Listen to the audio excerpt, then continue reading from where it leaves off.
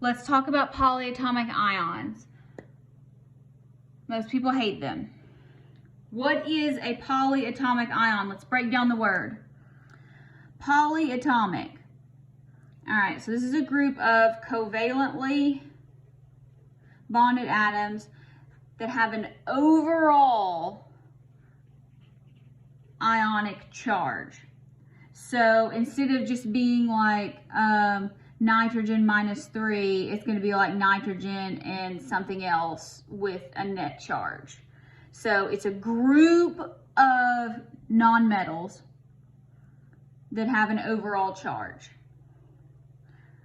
So group of nonmetals. So if you see a formula that has like several nonmetals in a row, probably a polyatomic ion. Now, most polyatomic ions, we're only going to deal with, so all but one, have negative charges. So they are virtually all anions.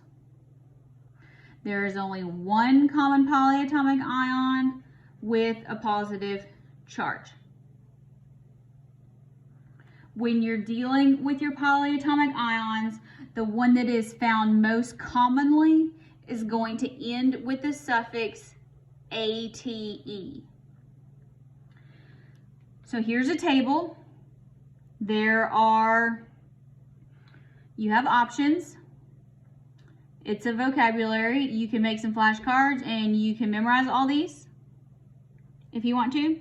Or I can tell you there are patterns. If you don't know these, you're not going to be able to name the compounds. Now, there are 8 of these. I've successfully navigated life memorizing 8 polyatomic ions. The rest I can pretty much figure out.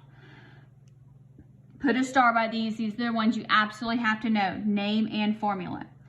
Acetate, carbonate, hydroxide, nitrate, phosphate, ammonium. That's our one common polyatomic ion.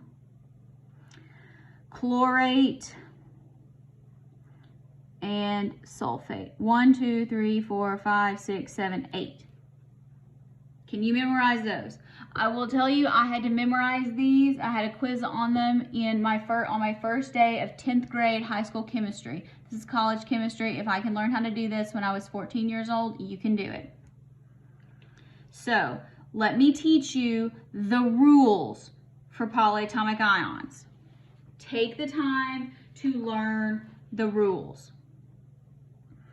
So you can use prefixes and suffixes. Remember, we always start with our most common one, which ends in 8. That's the one you memorize. So all of these, except for ammonium, because it's positive, end in ATE. Okay, so find the 8. You memorize the 8. You can figure out the others. So prefix and suffixes affect the number of oxygen molecules that are attached. When you change the number of oxygens, you do not change the charge. So here, this is the chlorate family.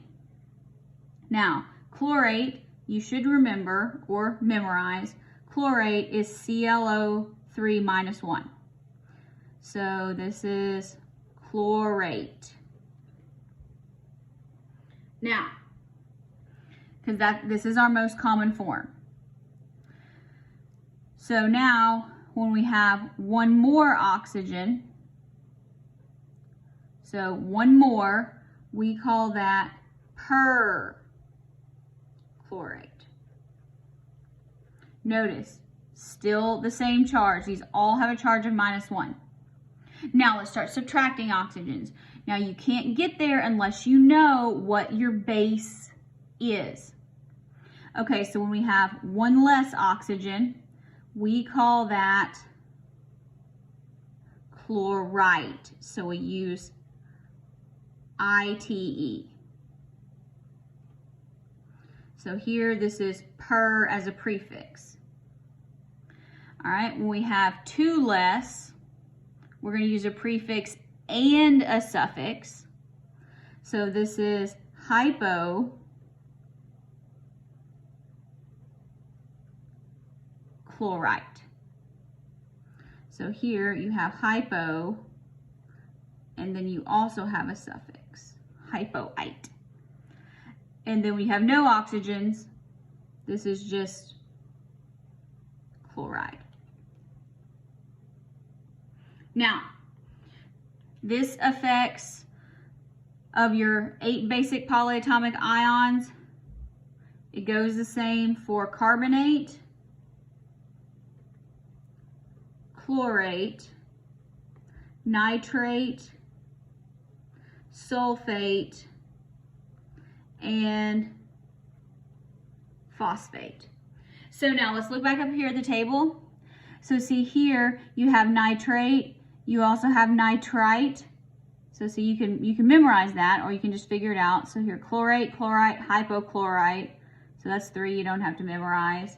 Sulfate, sulfite, you don't have to memorize those.